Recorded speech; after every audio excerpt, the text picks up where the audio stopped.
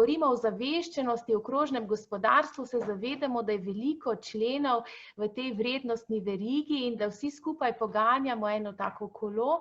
In če ne razumemo in nismo dogovorjeni, v katero smer pravzaprav gremo, potem se lahko vsak zelo trudi, ampak poganja kolo v svojo smer in se lahko nevede ali vede zaviramo in ne spodbujamo. Torej, ko govorimo o krožnem gradbeništvu, upoštevamo celotno življenjski krog gradbenih objektov in to je tako od pridobivanja gradbenih materialov, kot vemo, načrtovanja, proizvodnje, gradnje, seveda zelo, zelo pomembno, večkrat spregledano tudi obratovanje, vzdrževanje in potem naknadno opremljanje za rušenje in tudi recikliranje materialov. Torej se vprašamo in danes bom povedala tudi nekaj rezultatov študij, ki so bile narejene približno zadnjih 4-5 let na različnih evropskih trgih, raziskave. Torej vprašanje, ali se členi gradbene verige usmerjeni v isto smer in te raziskave kažejo, da ne ravno. Poglejmo, kaj kažejo torej raziskave. Smo vsi za krožno gradbeništvo? To je eno tako splošno vprašanje in seveda odgovor je, če vprašate mene, torej vsakega izmed respondentov v celotni vrednostni verigi, je bil velik odgovor da. Torej na načelni, te kognitivni, moralni ali teoretski ravni smo vsi za in menimo, da je pač krožno gradbeništvo eno izmed tistih pomembnih delov prehoda v neko trajnostno družbo in da ima trajnostno gradbeništvo, krožno gradbeništvo velik pomen za trajnostno družbo. Ko pa pogledamo okoli sebe in vsak člen v gradbeni verigi ve, da ima levo in desno še veliko drugih členov, pa rečejo, drugi pa manj kot jaz ali kot mi. Ali so ovire, pomembne ovire na tej poti? Odgovori so številni. Ali so tudi spodbude? Da. Ampak odgovori kažejo, da so trenutno še premajhne. Zdaj pa poglejmo podrobneje. To je nekaj številk bom navedla, zlasti bom referirala na raziskavo Inštituta ICE iz leta 2017, velja pa za evropski trg. Torej, ko respondenti celotne deležniške verige v gradbeništvu ocenjujejo lastno ozaveščenost z vidika krožnega gospodarstva in tudi lastno motiviranost za razmišljanje in delovanje v tej smeri, se ocenjujejo, kot da so sami individualno, torej gre za individualno ozaveščenost, visoko ozaveščenost. Ti raziskovalci so merili, torej vsi rezultati kažejo lestvico od 1 do 4, 1 pomeni ničelna ozaveščenost ali majhna stopnja in potem 4 je najvišja stopnja. Torej od maksimalno 4 točk je 3,3 kar lepa številka. Ko pa že pogledamo to najožje okolje, torej organizacija, v kateri delam, če sem recimo projektant ali gradbeno podjetje, podjetje za ravnanje z odpadki, se pravi v celotni tej vrednostni verigi, se pa že ta ocena znižuje. Tu bomo potem kasneje videli, zakaj, ker ne gre samo za to moralno in neko strokovno ozaveščenost, ampak vsi delamo v neki tržni ekonomiji, torej že okolje, najožje okolje, v kateri lahko izražam neko svojo ozaveščenost, strokovno in osebno, me pri tem že ovira. Se pravi, to je že prva ovira. Celotna industrija, ko pa pogledam druge deležnike v tej deležniški verigi, pa je v bistvu še nižja. Če vprašamo gradbenike v tej raziskavi, menijo, da so drugi udeleženci v verigi nižje ozaveščeni in da se tudi tržno obnašajo manj v korist krožnega gradbeništva. Povemo samo nekaj številk, torej po njihovem mnenju, se pravi po mnenju gradbenih podjetij, ki izvaja torej gradbene storitve, so projektanti od 1 do 4, po njihovem si zaslužijo 2. Klienti, torej njihove stranke, naročniki, te, ki plačujejo storitve, še nižje, podizvajalci si pa po njihovem mnenju relativno zelo neozaveščeni in tudi velika blokada pri prehodu v krožno gradbeništvo. Kakšni so izzivi? Pogledali bomo najprej, kateri so izzivi. Torej, navedla bom samo tiste, ki so lastni vsem različnim deležnikom v celotni verigi. Obstajajo še vedno številni drugi, kasneje pa zatem bom pa povedala nekaj o spodbudah. Torej, kompleksnost zgradb. Vsi deležniki v gradbeni verigi pravijo, da so zgradbe, sodobne zgradbe tako kompleksne, da v bistvu načrtovanje v smislu celotnega življenjskega cikla stavb kompleksnost še bistveno oteži in zato to že v začetku odvrne ta celovit koncept, ampak da ga implementirajo po določenih koščkih, lahko samo ob koncu življenjskega cikla ali pa pri kakšni obnovi, ne pa v celotnem ciklu stavbe. Druga velika ovira oziroma izziv pri hitrejšemu prehodu v krožno gradbeništvo je razdrobljena dobavna veriga. Pomeni, da je veliko, kot smo prej tudi rekli, nižje po mnenju gradbenih izvajalcev, se pravi nižje ozaveščenih subjektov in ni holističnih storitev in pravzaprav upravljanje z dobaviteljsko verigo v smeri trajnostni je velik izziv, to vemo kot svetovalci z področja trajnostnega razvoja na drugih področjih, ni proizvodnega podjetja in tudi ne storitvenega, ki se ne bi soočal z veliko kompleksnostjo upravljanja dobavnih verig in to je ne samo v našem slovenskem ali evropskem prostoru, to je v bistvu velik izziv svetovnega gospodarstva. Naslednji izziv so nizke vrednosti materiala, izdelkov ob koncu življenjskega kroga, govorimo lahko v nekem vrsti o odpadkih, ki bi jih vračali v ta surovinski krog, da so te odpadki, potem kot ta surovina, večinoma gre za reciklažo po sistemu tako imenovanim downcycling, se pravi po sistemu, ki mu odjemlje to bazično vrednost, ki jo je prej surovina imela in zato je cena tako nizka, da pravzaprav ni ekonomsko upravičljiva, da bi pač določene modele vzpostavljali. Naslednji izziv je nejasna finančna slika projektov. Mislim, da je letošnje leto eno tako leto, ko si vsi zelo jasno predstavljamo, kako hitro lahko določene nepredvidljive uzurpacije pravzaprav stresajo vse vrste trgov in da je načrtovanje v prihodnje, recimo v smislu življenjskega cikla stavbo za 30, 40, 50 ali več let vnaprej in jim določati potem materiale teh sekundarnih surovin, da je pravzaprav to tako težko izvedljivo in je vprašanje sploh relevantnosti takega početja in ker je potem finančna slika tako zelo nejasna, je to lahko tudi velika cokla, da se pač tega sploh ne gremo. In naslednji izziv je pomanjkanje tržnih mehanizmov za ponovno uporabo surovin, za te sekundarne surovine, kajti če ni spodbude, tržni mehanizmi sami, torej ki delujejo izključno na podlagi ponudbe in povpraševanja, še ne delujejo v taki smeri, da bi lahko govorili o nekem večjem preboju. Naslednji izziv se že to nekako nanaša v to smer, da je pomanjkanje spodbude. Ko govorimo o spodbudah, je to lahko tako korenček, kakor tudi palica za načrtovanje stavb v celotnem življenjskem krogu. Da tu gre za določene seveda poskuse, ampak da večina ne verjame v taka predvidevanja nekaj desetletij v prihodnje. Ko govorim ne verjame, da bi bil pripravljen investirati v stvari, za katere pravzaprav ne ve, kaj se bo dogajalo desetletje v prihodnje. Pomanjkanje znanja o krožnem gradbeništvu, to je zagotovo tudi velika coklja in k temu pač prispevamo tako ali drugače številni subjekti, tudi današnje srečanje je morda košček v to smer in tudi priročnik.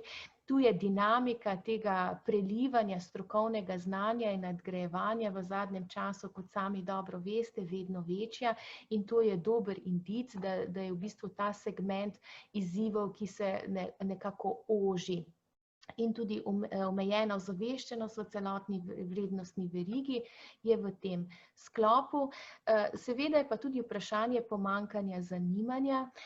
Menimo, da na načelni ravni, to kažejo tudi raziskave, vsi nekako smo ozaveščeni, da je trajnost v bistvu tista smer, ki je tudi prihodnost civilizacije, ampak potem, ko so aplikativni koraki potrebni v določene smeri, so pa včasih ravno zaradi teh številnih izzivov, nekatere smo zdaj samo malo osvežili, so pa tisti zaviralni faktorji, da nas odvrnejo lahko od teh konkretnih korakov in sprememb. Zagotovo so spremembe včasih težje, če ni jasne slike. In tu pravzaprav v gradbeništvu ravno zaradi te kompleksne vrednostne verige, kompleksnosti samih stavb in številnih nedorečenosti so torej te izzivi, ki bi jih bilo treba enega po enega, seveda sinergijsko, skupno tudi odpravljati. Sedaj pa spodbude. Seveda nekaj spodbud je, torej načelna ozaveščenost tudi vrednot kot takih, to kažejo številne raziskave, ne samo v gradbeništvu, da je ta stopnja zavedanja o pomembnosti planeta, surovin, kakovosti življenja, da se to tudi po mlajših generacijah bistveno dviguje in verjamemo, zdaj milenijci so že na trgu za svojo tudi ekonomsko neodvisnostjo in tudi mlajše generacije, ko seveda desetletje se hitro obrne, so tudi potem to strokovnjaki in klienti in decision makerji tudi v političnih krogih in tako naprej. Se pravi, ta trend zagotovo gre v to smer. In tudi orodja za načrtovanje in smernice za krožno gradnjo, trajnostno gradnjo postajajo vse številčnejše, imamo tudi kazalnike krožne, trajnostne gradnje. Veliko pomoč, pravijo respondenti v tej raziskavi, je tudi informacijsko modeliranje gradenj. To so v bistvu vsi strokovni prispevki, ki so v našem priročniku, tako da tisti, ki vas to podrobneje zanima, se lahko tudi nekaj bo tudi današnjih predavanj, seveda poglobite tudi v ta del. Se pravi, to informacijsko modeliranje gradenj ima tudi določene semantične podatke, torej o trajnostni, trdnosti, sestavi materialov, ki potem spodbuja k temu celostnemu pristopu krožne gradnje. Kaj bi bilo zaželjeno? Se pravi, te prvi dve spodbudi sta nekako že na trgu in se gradita. Vse več je teh strokovnih že podlag in tudi izvedb. Finančne spodbude za uporabo sekundarnih materialov, to je v bistvu predlog, ki ga izpostavljajo številni respondenti v tej naši raziskavi, in pa praktične študije najboljše prakse. Se pravi, gre za željo po teh primerjalnih študijah, kaj to pomeni, če se gradi po konvencionalni poti in po drugi strani primerljivi koraki krožnih zank in tudi krožnih projektov. Ravno na ta način bi potem v bistvu ta ekonomski, socialni, organizacijski in tudi tehnološki vidik lahko prevedli v prakso in na ta način bi se potem tudi lahko stopnja ozaveščenosti, izobraženosti, znanja, izkušenj in potem tudi tržne relevantnosti lahko povečevala. Seveda vemo, da to ni tako enostavno, ker vemo, da grajene stavbe niso kot zobna pasta, ki jo kupimo, porabimo v nekaj dneh ali tednih in imamo lahko tržno raziskavo ob koncu življenjskega cikla tega produkta. Se pravi, ti analitični prikazi in te izkušnje z trajnostno gradnjo so veliko kompleksnejši in sicer tudi časovno so v drugih gabaritih, ampak dejansko so tu koraki k neki longitudinalnosti, ki potem na daljši rok pa prinašajo neke sinergijske učinke. Kaj bi bile še zaželene spodbude, tako kažejo raziskave, to je uvedba shem za ponovno rabo in sekundarne materiale. Vemo, da v bistvu je še stopnja ozaveščenosti in zaupanja v tehnologije za sekundarne materiale relativno nizka, ker vemo, da obstajajo reciklažne tehnologije za upcycle in downcycle. Vemo, da upcycle je tista reciklaža, ki surovinski bazi dodaja vrednost, downcycle je pa tista, ki jemlje. In tu je stopnja te zaupanja v te sekundarne surovine še nizka in to na relativno vseh segmentih gradbene verige.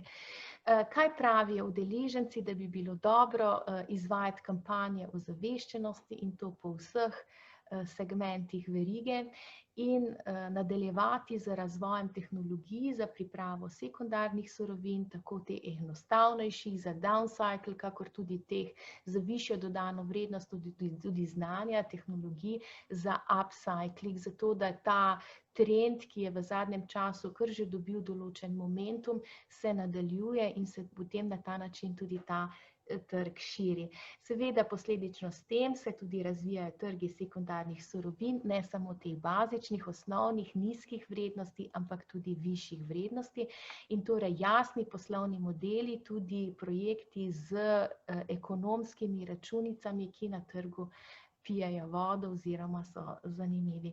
Torej, vse te stvari, ki sem na hitro navedla, seveda določeni deležniki navajajo tudi zelo jasnejšo zakonodajno dikcijo, ki omogoča hitrejši, enostavnejši prenos iz odpadka v sekundarno surovino in še seveda tudi drugi izzivi, ampak dovolj, da smo malo dobili občutka, kako celotna življenjska veriga gradbeništva razmišlja v smeri spodbud in izzivov za hitrejši prehod v krožno gospodarstvo.